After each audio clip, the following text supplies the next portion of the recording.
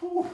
Welcome back, friends, new friends, and a special welcome to all the new subscribers. We're getting up close to 700 now, so everybody that's joined us, I appreciate that, and hopefully you'll get some sort of entertainment value or informational value out of these videos. As springtime rolls on, I'll probably actually finally get around to getting some fun off-roading wheeling adventures. So we're going to talk about the modifications I've got to do to the 100 Series Land Cruiser here to get those wheel spacers reinstalled. But as for an update, T-case, seals and bearings, whew, got that done. What a long-winded saga that was. Check out the videos over here. It was quite an adventure. Had a couple discussions with some of the experts in the field.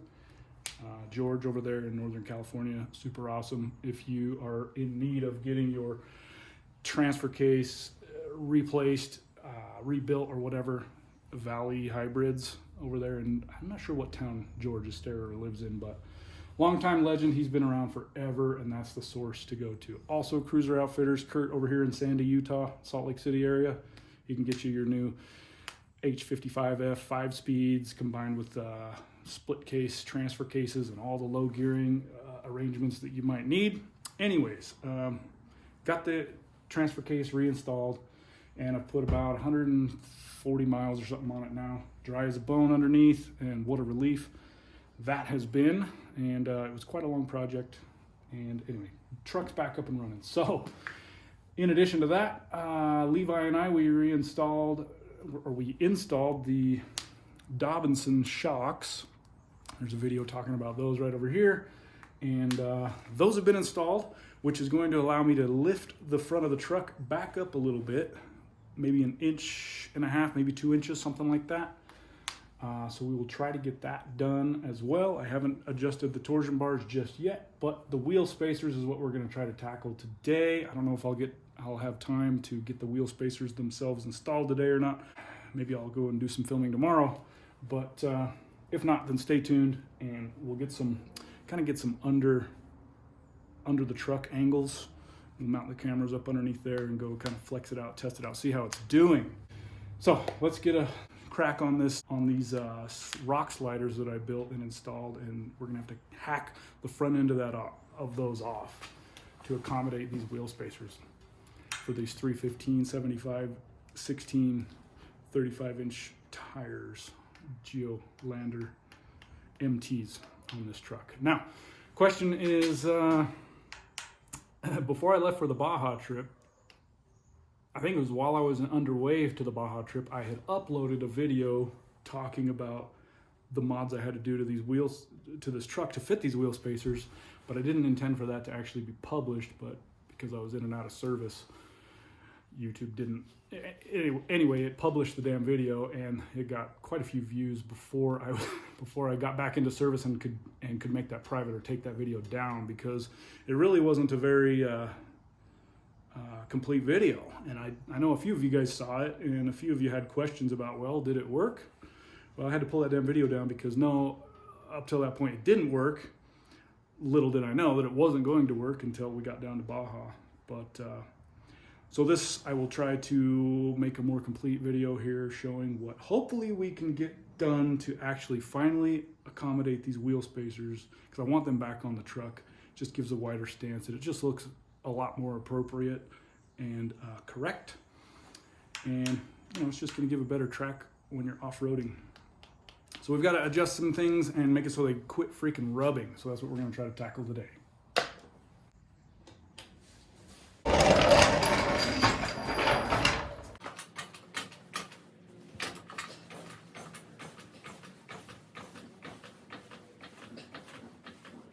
Here's the deal with what I've had to do. So far, I trimmed the pinch weld, the pinch seam right through here. Trimmed that back. You can see the new shape of it there. But I've got to cut, I'm gonna cut damn near 1 inch, maybe 3/4 of an inch off of this, and then re-weld the cap back on. Because the problem is, with the wheel spacers on, with the wheel spacers off, these have never really rubbed in that area. 1.5 inch wheel spacers is what we're trying to achieve here. But once those are installed, right here you can see See where the tire had been rubbing on that. Not good, chowdering up your freaking tires. So we're gonna hack that back. Probably have to roll this bit of the body back just a touch, and maybe even have to hack off a little bit more of that pinch weld there is what I'm suspecting. Pretty much just about an inch there.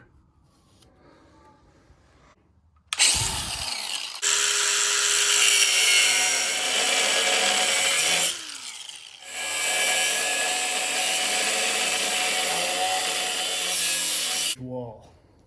Most of my shit on my FJ40 was all 1/4 inch wall, which I would not recommend. Okay, so you can kind of see what we're up against here. Again, just trying to hack about an inch off of that. Once we get that inch clearance off, just kind of do a little bit of touching up, trimming of that inner body panel. That's kind of where the body comes down. Take care of that, and then we'll just hack off that last little bit that's protruding out of there.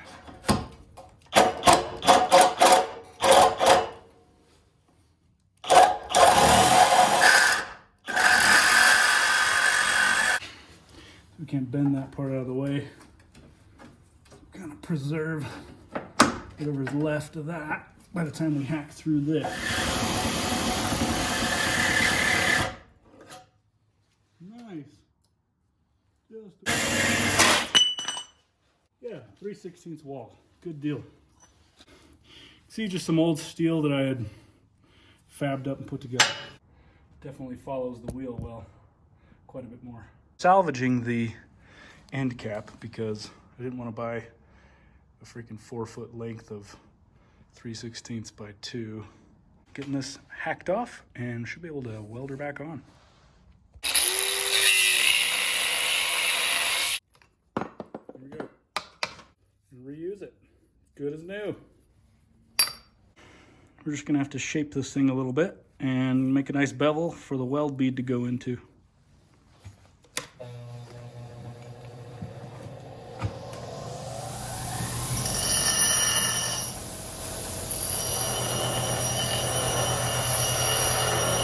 So we got the edges all beveled, and she's practically ready to be fitted up and tacked on and welded on.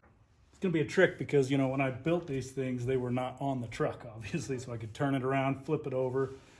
So welding vertically and upside down is always a super big challenge.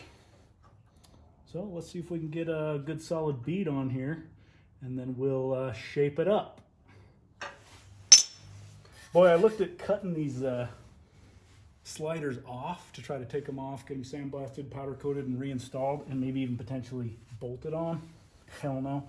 Where I put these beads up along the side of the body mounts here, there's no way I can even get a blade in there. They're pretty much permanent. Best case is I could get them sandblasted while on the truck if I could just find a sandblasting booth big enough to accommodate it. Hopefully that'll connect. All right, got some argon here, regular wire. Not sure how much power we're gonna need on this and how fast of a spooling speed we will use, but I wanna put quite a bit of heat onto it with a pretty slow bead for an H. All right, we got a connection.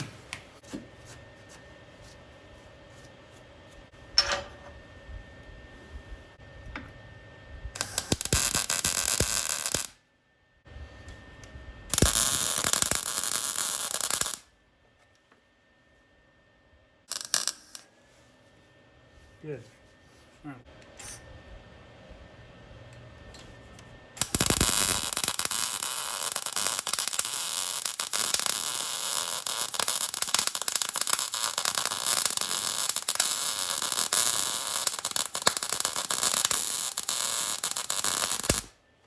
Whew, ugly.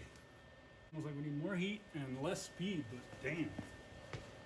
Back it off to about 2.5. I mean, that'll work. We can get that cleaned up. It wasn't too awful, but.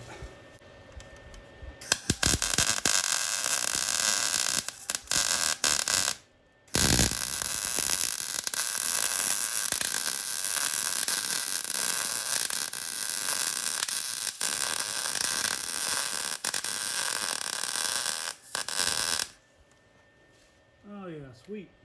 2.5 speed. I'm gonna have to pull that damn wheel off.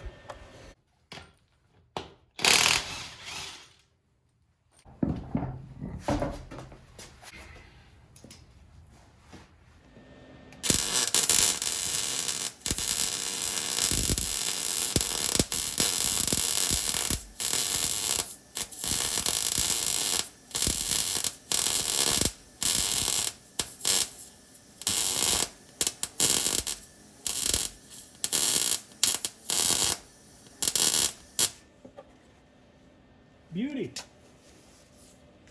Oh my God, upside down welds are the worst. Plus it's trying to drip molten metal on you. That's always super fun.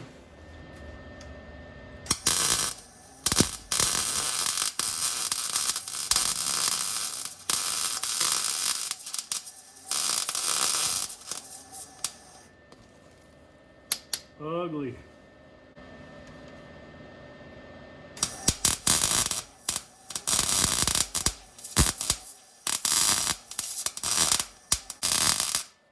Whew, am I on fire yet?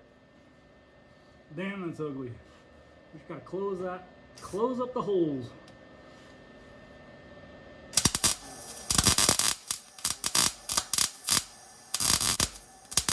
Whew.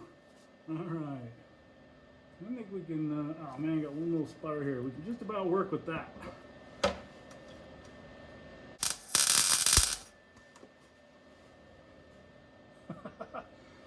Hells yeah. That is gonna be closed up and that is gonna be good enough. We'll grind it clean, paint it up. Grinder and paint will make you the welder you ain't. Anyway, she's capped off. Top weld was better than the rest, but we'll get it cleaned up, and it ain't an absolutely critical component anyway.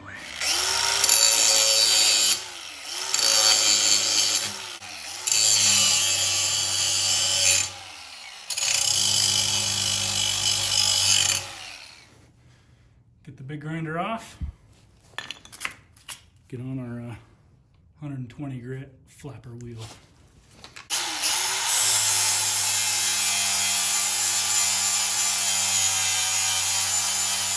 That'll definitely do. Never mind these little guys. These little guys, don't worry about those little guys. It really didn't even get through the seal coating. I'll just be painting all that anyway. There you have it. A reused piece. Gained a good inch of clearance. The only concern at this point is this lip right here. May have to roll that back in just a touch. All right. Behold the wheel spacers, as discussed on the former video, complete with mud from Baja, Mexico. We'll get these cleaned up, but we're gonna give them an install. A quick review point on these Amazon wheel spacers. This teeny little lip right here, not very strong. I tapped it one time with a hammer or something and cracked. Shit, junk. But supposing that the rest of the billet is still intact, which naturally it will be, I still think that they're probably decent spacers for the price. I mean, I don't know. Maybe next time I'll spring for good quality brand name ones, but I thought I'd give it a shot. And so far, haven't been disappointed. So let's get these things installed.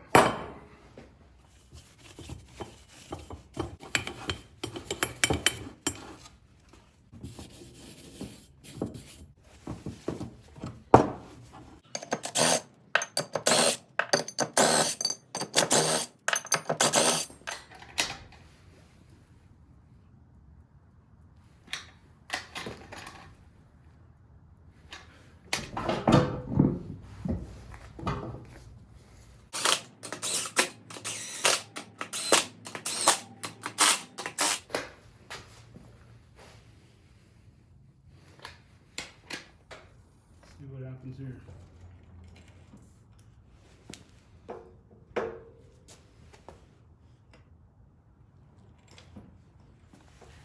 So we're going to touch that up when I get some primer. All I've got is paint right now.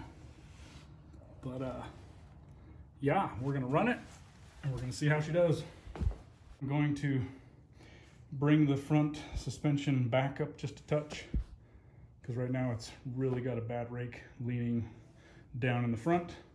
So I took all that adjustment out earlier, but now I'm gonna bring it back up, set it properly for the weight of the front bumper, and get it dialed in as best I can. So we'll be adjusting that, and next up will be an actual rub test off-road. That's pretty much a wrap on this. Thanks for following along.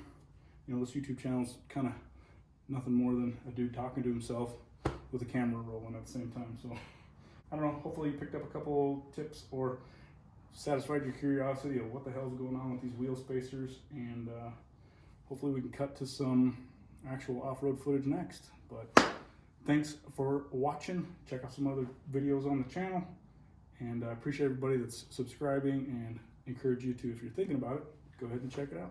Go ahead and leave a comment.